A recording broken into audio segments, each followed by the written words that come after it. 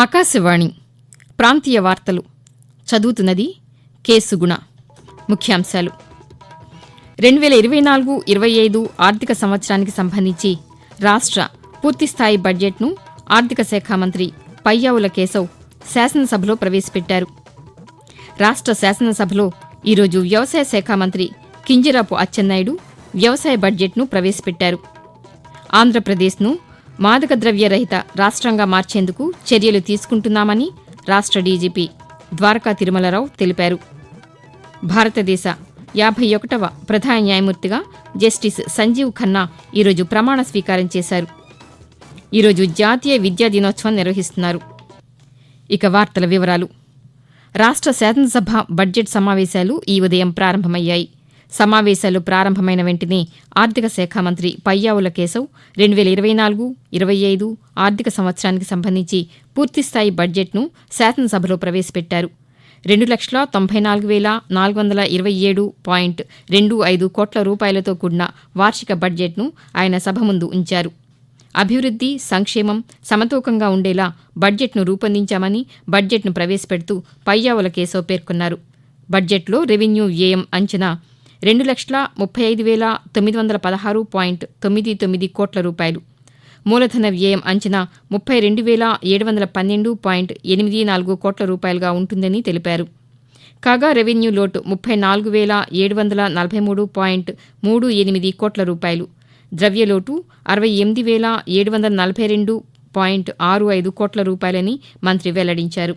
బడ్జెట్లో వివిధ రంగాలకు చేసిన కేటాయింపులను పయ్యావుల కేశవ్ వివరిస్తూ 2024-25 ఆర్థిక సంవత్సరానికి మహిళాభివృద్ది, శిశు సంక్షేమ శాఖకు 4,285 కోట్ల రూపాయల కేటాయింపును ప్రతిపాదిస్తుంది. నైపుణ్యాభివృద్ది శాఖకు 1,215 కోట్ల రూపాయల కేటాయింపును ప్రతిపాదిస్తున్నాను. పాఠశాల విద్యాశాఖకు 29,909 కోట్ల రూపాయల కేటాయింపును ప్రతిపాదిస్తున్నాను.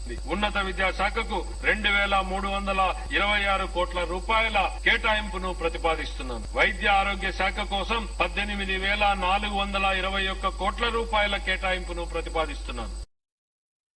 మరోవైపు వ్యవసాయ శాఖ మంత్రి కింజరాపు అచ్చెన్నాయుడు శాసనసభలో ఈరోజు 2024-25 సంవత్సర వ్యవసాయ బడ్జెట్ను ప్రవేశపెట్టారు. మొత్తం బడ్జెట్ వ్యయం 43,402 కోట్ల రూపాయలుగా పేర్కొన్నారు.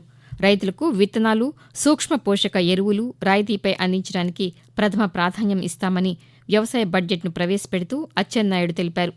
భూసార పరీక్షలకు తిరిగి ప్రాధాన్యం ఇస్తున్నామని, ప్రాథమిక పరపతి సంఘాల ద్వారా ఎరువులు పంపిణీ చేస్తామని చెప్పారు. రాయితీ విత్తనాలకు 240 కోట్ల రూపాయలు, భూసార పరీక్షలకు 38.88 కోట్ల రూపాయలు కేటాయించామని తెలిపారు.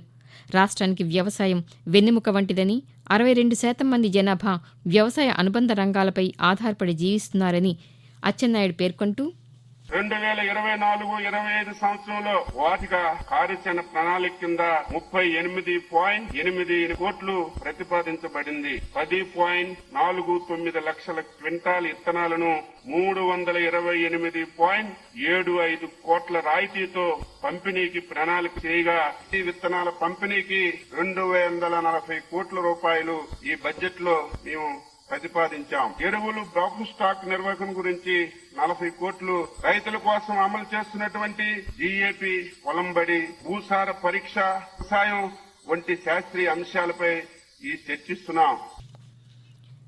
భారతదేశ తొలి విద్యాశాఖ మంత్రి, స్వాతంత్ర్య సమరయోధులు, భారతరత్న మౌలానా అబుల్ కలాం ఆజాద్ 137వ జయంతి సందర్భంగా దేశానికి ఆ మహనీయుడు అందించిన సేవలను ప్రజలు స్మరించుకుని ఈరోజు నివాళులర్పిస్తున్నారు.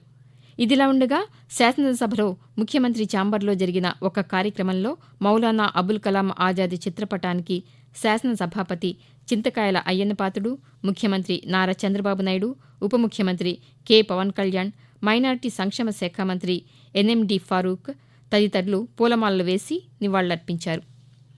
ఆంధ్రప్రదేశ్ను మాదక ద్రవ్య రహిత రాష్ట్రంగా మార్చేందుకు చర్యలు తీసుకుంటున్నామని రాష్ట్ర డీజీపీ ద్వారకా తిరుమలరావు తెలిపారు. తిరుపతిలోని శ్రీ పద్మావతి మహిళా విశ్వవిద్యాలయంలో మాదక ద్రవ్యాల వాడకం వల్ల కలిగే నష్టాలు, సైబర్ నేరాలపై తిరుపతి జిల్లా పోలీసు యంత్రాంగం ఆధ్వర్యంలో విద్యార్థులకు ఒకరోజు అవగాహన సదస్సును ఈరోజు నిర్వహించారు.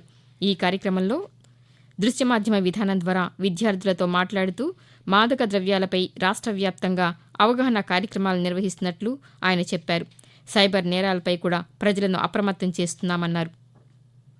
భారతదేశ 51వ ప్రధాన న్యాయమూర్తిగా జస్టిస్ సంజీవ్ ఖన్నా ఈరోజు ప్రమాణ స్వీకారం చేశారు. రాష్ట్రపతి భవన్లో జరిగిన కార్యక్రమంలో రాష్ట్రపతి ద్రౌపది ముర్ము ప్రమాణ స్వీకారం చేయించారు. ఈ కార్యక్రమానికి ఉపరాష్ట్రపతి జగదీప్ ధన్ఖడ్, ప్రధానమంత్రి నరేంద్ర మోదీ, కేంద్ర న్యాయశాఖ మంత్రి అర్జున్ రామ్ మేఘ్వాల్ సహా ఇతర కేంద్ర మంత్రులు హాజరయ్యారు. ప్రధాన న్యాయమూర్తిగా జస్టిస్ డివై చంద్రచూడ్ పదవీకాలం నిన్నటితో ముగియడంతో ఆయన స్థానంలో జస్టిస్ సంజీవ్ ఖన్నా బాధ్యతలు స్వీకరించారు. 2025 మే 13వ తేదీ వరకు ఆయన ఈ పదవిలో కొనసాగుతారు. ఉద్యాన శాఖ, గ్రామీణ పేదరిక నిర్మూలనా సొసైటీ సెర్ప్ సంయుక్తంగా రాష్ట్రంలో కూరగాయలు, పూల సాగును ప్రోత్సహించేందుకు 50% రాయితీతో షేడ్ నెట్స్ ఇవ్వనున్నారు. దీనికి గాను 4 జిల్లాల్లో 300 మంది రైతులను ఎంపిక చేసినట్లు అధికారులు తెలిపారు. 400 నుంచి 500 చదరపు మీటర్ల విస్తీర్ణంలో సాగుకు అయ్యే ఖర్చులో దాదాపు ₹1,00,000 రాయితీ లభిస్తుండగా మిగతా మొత్తాన్ని సెర్ప్ ద్వారా రుణంగా అందించనున్నామని, ఎస్సీ, ఎస్టీ రైతులకు ఉన్నతి పథకం కింద వడ్డీ లేని రుణంగా, ఇతర వర్గాల వారికి స్త్రీనిధి ద్వారా బ్యాంకుల కంటే తక్కువ వడ్డీకి ఇస్తామని అధికారులు తెలిపారు. ఆకాశవాణి ప్రాంతీయ వార్తలు వింటున్నారు. రాష్ట్రంలోని గ్రామాల అభివృద్ధికి కృషి చేసే మహిళా సర్పంచులకు మరింత తోడ్పాటు అందించేందుకు కేంద్ర రాష్ట్ర ప్రభుత్వాలు ఉమెన్ ఫ్రెండ్లీ పంచాయతీ, మహిళా స్నేహపూర్వక పంచాయతీల పేరుతో ప్రత్యేక కార్యక్రమాన్ని అమలు చేయనున్నాయి. అభివృద్ధి, సంక్షేమ కార్యక్రమాల అమలులో ఆదర్శంగా ఉండేలా వాటిని తీర్చిదిద్దాలన్నది ఈ కార్యక్రమం ప్రధాన ఉద్దేశం. ఇందుకోసం రాష్ట్రంలో జిల్లాకు 1 చొప్పున 26 పంచాయతీలను ప్రభుత్వం ఎంపిక చేసింది. ప్రజలకు విద్య ప్రాముఖ్యతను తెలియజేసే ఉద్దేశంతో ఈరోజు జాతీయ విద్యా దినోత్సవం నిర్వహిస్తున్నారు. దేశంలో విద్యా రంగాభివృద్ధికి విశేష కృషి చేసిన ప్రముఖ విద్యావేత్త మౌలానా అబుల్ కలాం ఆజాద్ జయంతిని జాతీయ విద్యా దినోత్సవంగా నిర్వహిస్తున్నారు. 1888వ సంవత్సరం నవంబర్ 11వ తేదీన జన్మించిన ఆయన అసలు పేరు మొహియుద్దీన్ అహ్మద్ కాగా అబుల్ కలాం ఆయనకు లభించిన బిరుదు. ఆజాద్ ఆయన కలం పేరు. స్వాతంత్ర్య సంగ్రామంలో కూడా మౌలానా కీలక పాత్ర పోషించారు. స్వాతంత్ర్య అనంతరం ఏర్పడిన భారత ప్రభుత్వంలో ఆయన విద్యాశాఖ మంత్రిగా వ్యవహరించి విద్యా సంస్కరణలకు విశేష కృషి చేశారు. యూజీసీ, ఐసీసీఆర్, ఏఐసీటీయూ, సిఐఎన్ఆర్ వంటి ప్రతిష్టాత్మక సంస్థలతో పాటు ఖరగ్పూర్ నగరంలో సాంకేతిక విద్యా సంస్థను ఏర్పాటు చేశారు. విద్యా దినోత్సవం సందర్భంగా చదువు విలువ గురించి అవగాహన కల్పించడానికి ఈరోజు కేంద్ర రాష్ట్రాల విద్యాశాఖల ఆధ్వర్యంలో పలు కార్యక్రమాలు జరుగుతున్నాయి. వాతావరణం. రాష్ట్రంలోని ప్రస్తుత వాతావరణ పరిస్థితులను అమరావతిలోని భారత వాతావరణ కేంద్రం అధికారి విఎస్ఎం రాజు కొద్దిసేపటి క్రితం ఆకాశవాణి విజయవాడ కేంద్ర ప్రాంతీయ వార్తా విభాగానికి తెలియజేస్తూ, ఉత్తర కోస్తా ఆంధ్రప్రదేశ్లో ఈరోజు మరియు రేపు తేలికపాటి నుండి ఒక మోస్తరు వర్షాలు 1 లేదా 2 చోట్ల కురియవచ్చు. దక్షిణ కోస్తా ఆంధ్రప్రదేశ్లో ఈరోజు తేలికపాటి నుండి ఒక మోస్తరు వర్షాలు లేదా ఉరుములతో కూడిన జల్లులు 1 లేదా 2 చోట్ల కురిసే అవకాశం ఉన్నది. రాయలసీమలో రేపు తేలికపాటి నుండి ఒక మోస్తరు వర్షాలు లేదా ఉరుములతో కూడిన జల్లులు కొన్ని చోట్ల కురిసే అవకాశం ఉంది. ప్రాంతీయ వార్తలు ముగించే ముందు ముఖ్యాంశాలు మరొకసారి. 2024-25 ఆర్థిక సంవత్సరానికి సంబంధించి రాష్ట్ర పూర్తిస్థాయి బడ్జెట్ను ఆర్థిక శాఖ మంత్రి పయ్యావుల కేశవ్ శాసనసభలో ప్రవేశపెట్టారు. రాష్ట్ర శాసనసభలో ఈరోజు వ్యవసాయ శాఖ మంత్రి కింజరాపు అచ్చెన్నాయుడు వ్యవసాయ బడ్జెట్ను ప్రవేశపెట్టారు.